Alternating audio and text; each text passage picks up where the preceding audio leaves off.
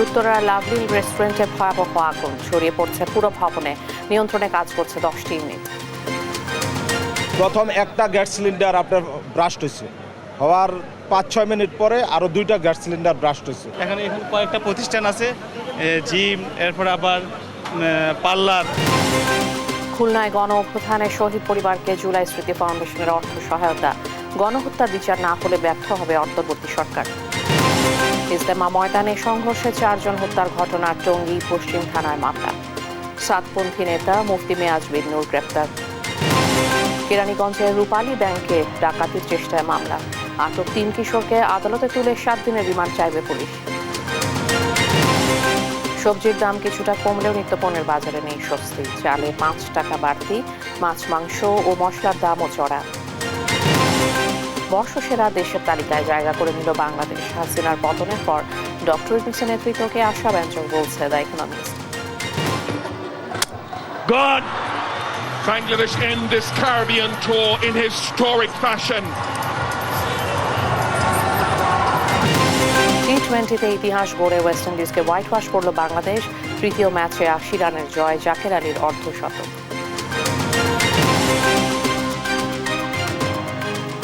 দেখছিলেন শিরোনাম সংবাদ দুপুরের সঙ্গে আছি আমি শিকা আজিজ।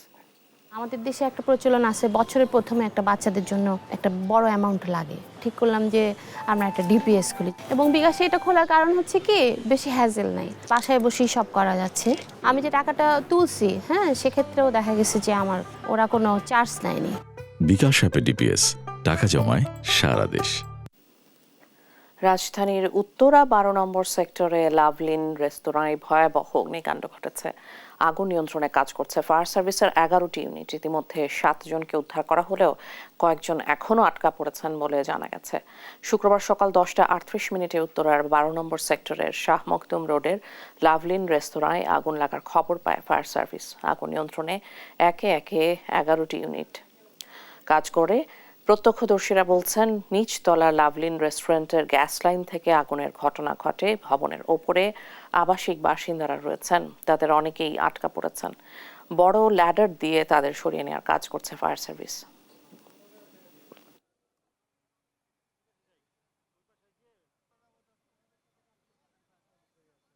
আগুনের সূত্রপাত হয়েছে আপনার নিচ থেকে, রেস্টুরেন্ট থেকে। এখান থেকে শুরু করে একদম ওনারা আবার সাথে সাথে ফায়ার সার্ভিসকে খবর দিয়েছিল, ফায়ার সার্ভিস সাথে সাথে চলে আসছে। এখানে কয়েকটা প্রতিষ্ঠান আছে, জিম, এরপর আবার পার্লার, আরও কয়েকটা আছে, ওই যে উপরে লেখা আছে।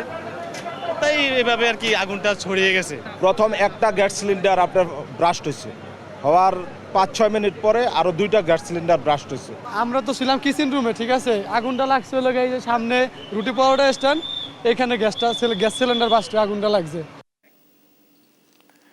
এই মুহূর্তে ঘটনাস্থলে রয়েছেন সহকর্মী নিয়াজ মোর্শেদ। সবশেষ খবর জানতে সরাসরি চলে যাচ্ছি তার কাছে। নিয়াজ, আগুন কতটুকু নিয়ন্ত্রণে এসেছে, আর ভবনের ভেতর থেকে সবাইকে উদ্ধার করা সম্ভব হয়েছে কিনা, হতাহতের কোনো খোঁজ খবর রয়েছে কিনা, আপনার কাছে সার্বিক পরিস্থিতি জানাবেন।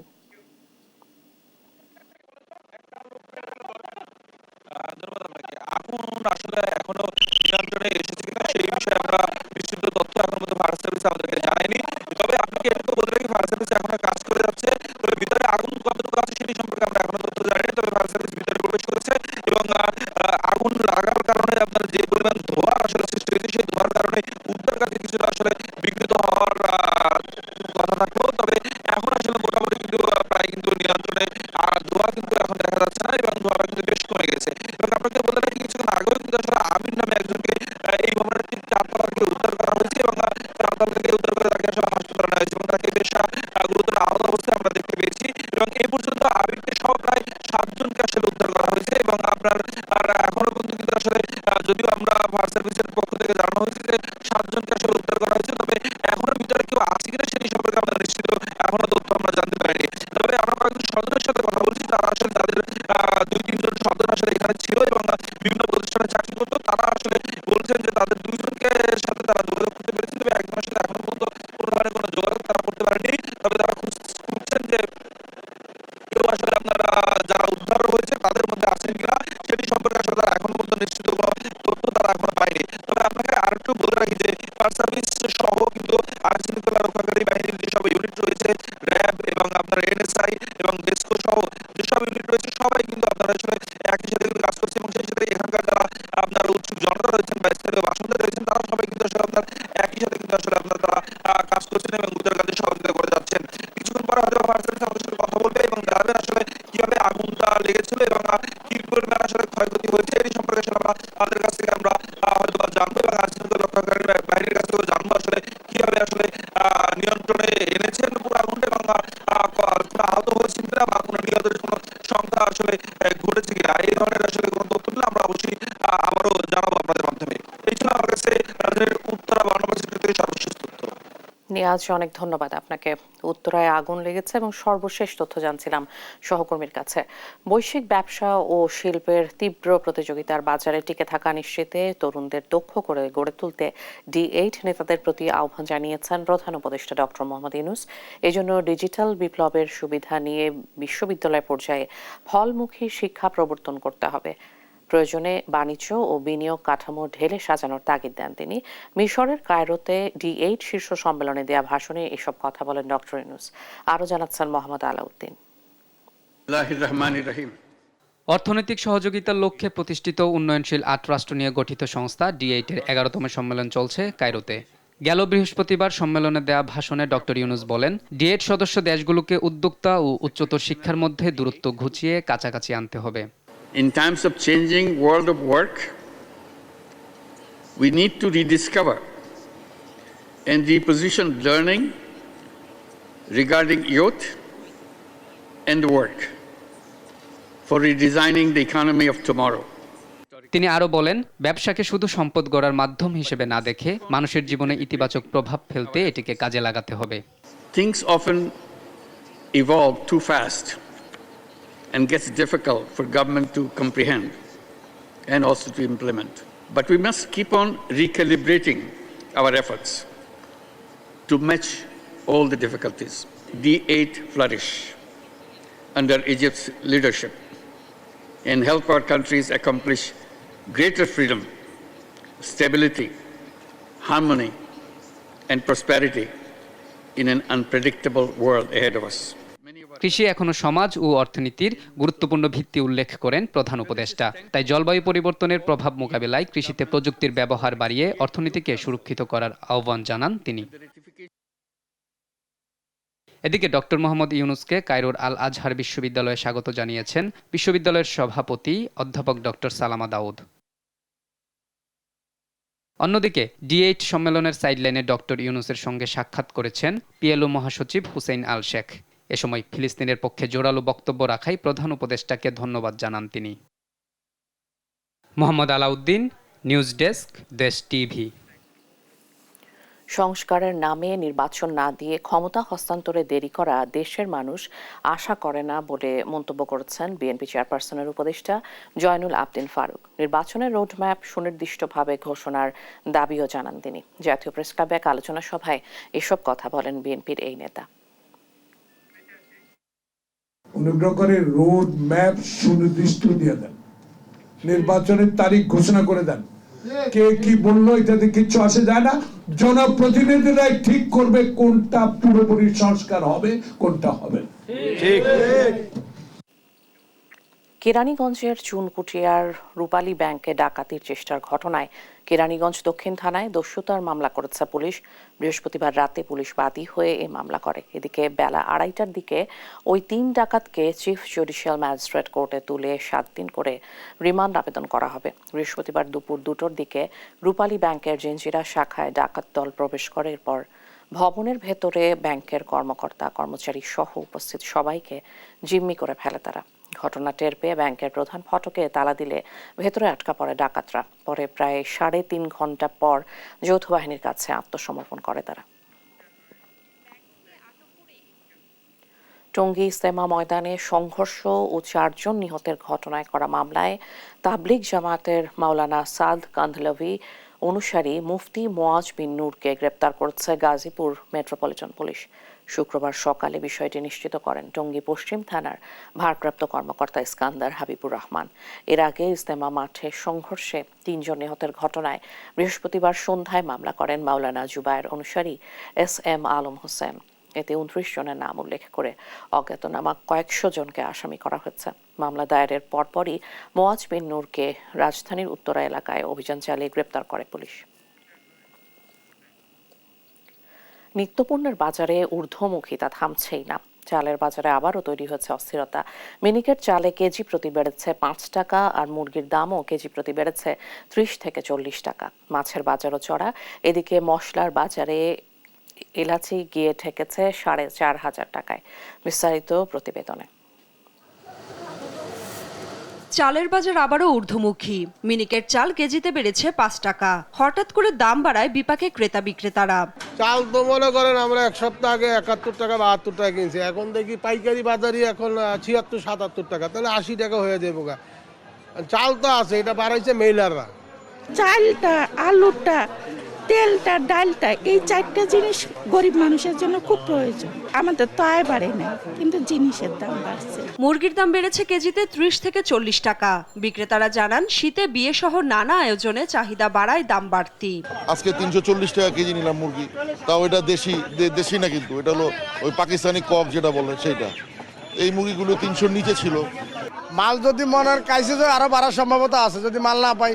এদিকে চড়া মাছের দামও। ইলিশ বিক্রি হচ্ছে চড়া দামে, আর ভোজ্য তেল বিক্রি হচ্ছে বাড়তি দামেই। মশলার বাজারে এলাচের দাম বেড়ে হয়েছে 4,400 টাকা কেজি। মাংস কেনার সামর্থ্য হলে তো মশলা কেনার সামর্থ্য হবে না। 1 কেজি এলাচের দাম হচ্ছে 4400 টাকা, 5000 টাকা বাইরে খুচরা। আমগো বয়সে সমস্যা হইতে আছে, দাম বেশি, কাস্টমার ঘুরে খালি। তবে সবজির দামে কিছুটা স্বস্তি এসেছে। 50 টাকার মধ্যে পাওয়া যাচ্ছে বেশিরভাগ সবজি। সবজির দাম তুলনামূলকভাবে অনেক কম বর্তমানে। নিয়মিত বাজার মনিটরিং এর মাধ্যমে নিত্যপণ্য সহনীয় পর্যায়ে নিয়ে আসার দাবি ক্রেতা বিক্রেতাদের। নাফিয়া ফারজানা, দেশ টিভি, ঢাকা। জুলাই আগস্টের গণহত্যার বিচার না করা গেলে অন্তর্বর্তী সরকার ব্যর্থ হবে বলে মন্তব্য করেছেন জুলাই শহীদ স্মৃতি ফাউন্ডেশনের সাধারণ সম্পাদক সার্জিস আলম। খুলনায় জুলাই অভ্যুত্থানে শহীদদের পরিবারের সদস্যদের আর্থিক সহায়তা অনুষ্ঠানে তিনি কথা বলেন। সার্জিস বলেন, শহীদ পরিবারের পাশে থাকার সর্বোচ্চ চেষ্টা করছে ফাউন্ডেশন। প্রত্যেক শহীদ পরিবারের অন্তত একজন সদস্যকে চাকরির ব্যবস্থা করে দেওয়ার উপর জোর দেন তিনি। এ সময় তিনি জীবন দিয়ে হলেও জুলাই অভ্যুত্থানের স্পিরিট রক্ষা করার ঘোষণা দেন। এদিন খুলনায় 58 জন শহীদের পরিবারের হাতে সহায়তা তুলে দেওয়া হয়। আমাদের সবচেয়ে বড় দায় এবং সবচেয়ে বড় দায়বদ্ধতা যে আমার প্রত্যেক শহীদ ভাইয়ের যে হত্যা, এই হত্যার বিচার করা, খুনি হাসিনার বিচার করা, আওয়ামী লীগ, ছাত্রলীগ, যুবলীগের যে সন্ত্রাসীরা এই হত্যাযজ্ঞের সাথে সরাসরি জড়িত, যারা অবৈধ অস্ত্র নিয়ে খুনি হাসিনার সাপ্লাই করা অবৈধ অস্ত্রগুলো দিয়ে আমার ভাই বোনদেরকে হত্যা করেছে, তাদের বিচার করা। এই প্ল্যাটফর্মগুলোর, এই অন্তর্বর্তীকালীন যে সরকার, তাদের সবচেয়ে বড় দায়। যদি এটা তারা তাদের জায়গা থেকে করে যেতে না পারে, এটাই তাদের সীমাবদ্ধতার এবং ব্যর্থতার সবচেয়ে বড় প্যারামিটার হবে।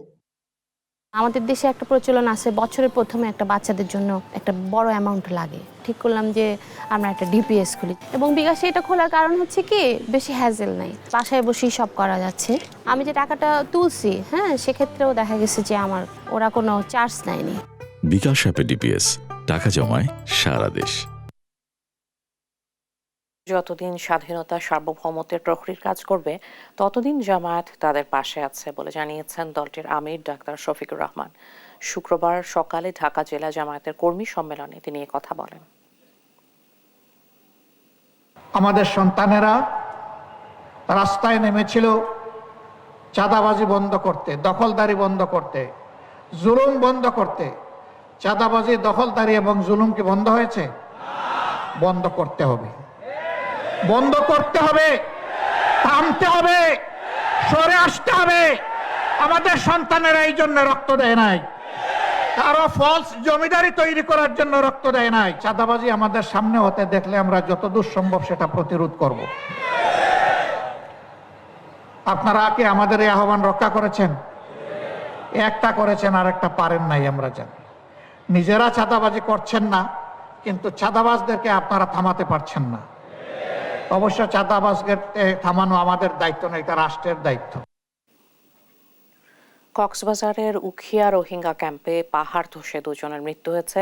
জীবিত উদ্ধার করা হয় দুজনকে। শুক্রবার সকাল 10:30টায় উখিয়ার হাকিমপাড়ার 14 নম্বর ব্লক বি ক্যাম্পে পাহাড় ধসের ঘটনা ঘটে। উখিয়া থানার ভারপ্রাপ্ত কর্মকর্তা আরিফ হোসাইন বিষয়টি নিশ্চিত করেন। তিনি বলেন, রোহিঙ্গা ক্যাম্পে পাহাড় ধসের খবর পাওয়ার পর ঘটনাস্থলে পৌঁছে কাজ করছে পুলিশ। এতে এক শিশুর মৃত্যু হয়েছে, আর ক্যাম্পের বাসিন্দারা দুজনের মরদেহ উদ্ধারের কথা জানিয়েছেন।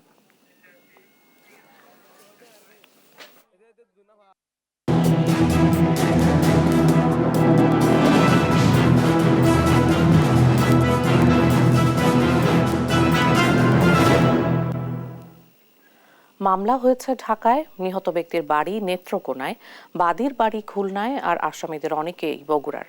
হাস্যকর এই মামলায় আসামি করা হয়েছে বগুড়ার 9 সাংবাদিককে, যারা সবাই ঘটনার সময় কর্মরত ছিলেন বগুড়া শহরে। এমন মিথ্যা মামলা দুঃখজনক বলছেন বৈষম্যবিরোধী ছাত্র আন্দোলনের নেতারাও। মিথ্যা মামলা বাণিজ্য ধারাবাহিকের আজ 12 পর্ব। অনুসন্ধান করেছেন বগুড়া প্রতিনিধি সঞ্জু রায়, জানাচ্ছেন এম এ আজিম।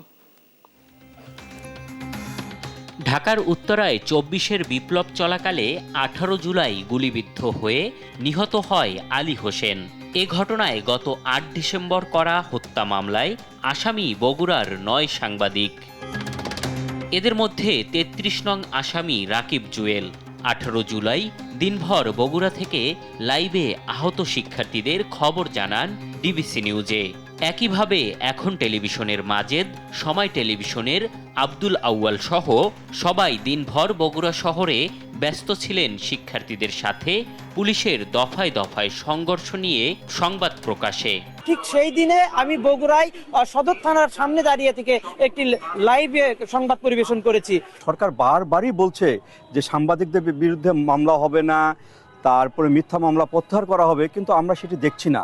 যারাই যে এই কাজটা করুক না কেন, তারা আসলে পেশাগত জিজ্ঞাসা থেকেই মূলত এই মামলাটি দায়েরের চেষ্টা করছেন। মামলার বাদী মফিজুল ছানা বর্তমানে লাপাত্তা, তবে নথি বলছে তার বাড়ি খুলনায়।